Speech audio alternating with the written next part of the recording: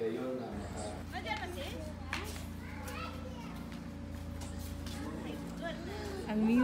Ang Miss Universe.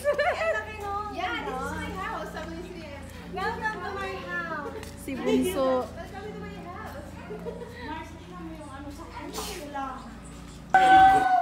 Ay, ba't ako muna na? Mayroon marami city.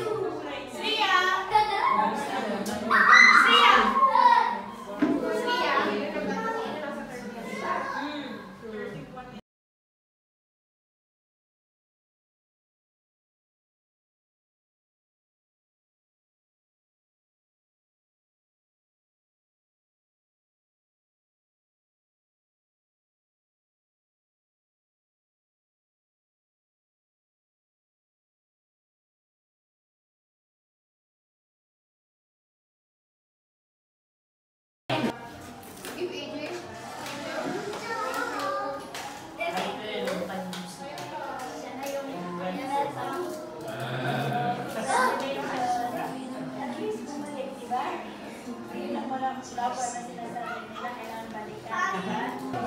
Priya, give Prisha one.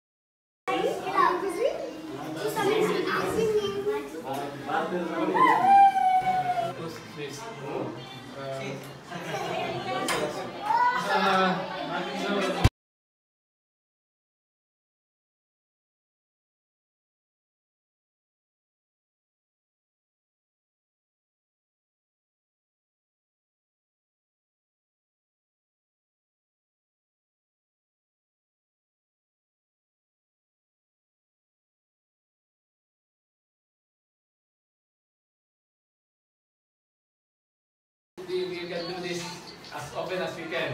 We'll have fellowship together, enjoy our time here in Pokhara, and thank you for our brother, husbands, very supportive to your wives. Thank you very much. Yeah, and so Anne, yeah. So, I worked in Manila 3 years here, but this is my second time in Pokhara.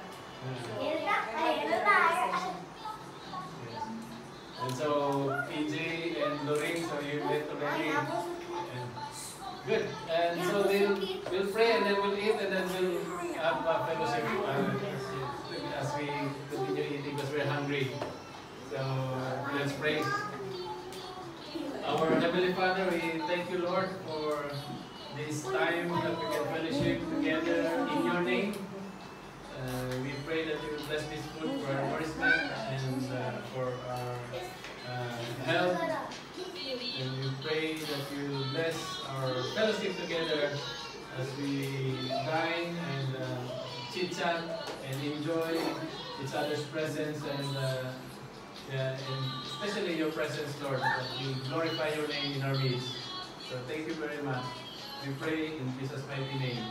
Amen. Amen.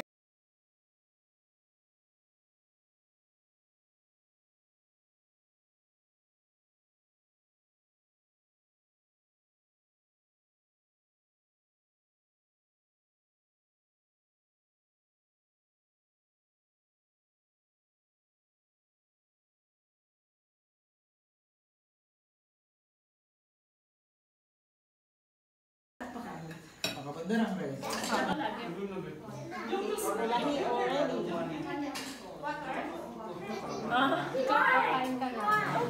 Father, in the name of Jesus, we thank you, Lord, for this time together.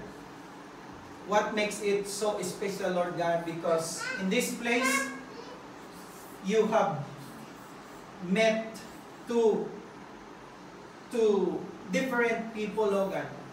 Your creation, a special creation of you, the Nepali and the Philippines, oh God.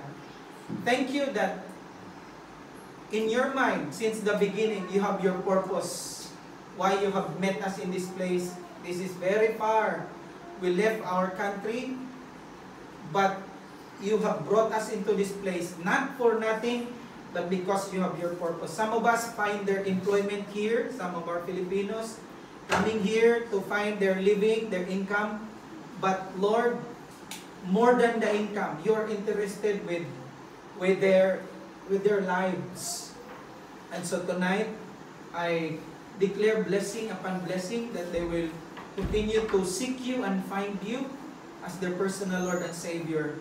Bless their husbands who are working. Increase them, Lord, as you promised in your word. And I pray that you will protect them every day, their children. You will increase them, Lord. They work hard. And I pray that you will bless the works of their hands. And in the end, they will thank you. They will acknowledge you as you are the source of all that they have, even their own lives. And tonight, we thank you for this building, this flat that you have entrusted to Kuya James and Ate Carol, together with their children. You have entrusted this to them, Lord, and so they should become a good steward. They will take care of this house.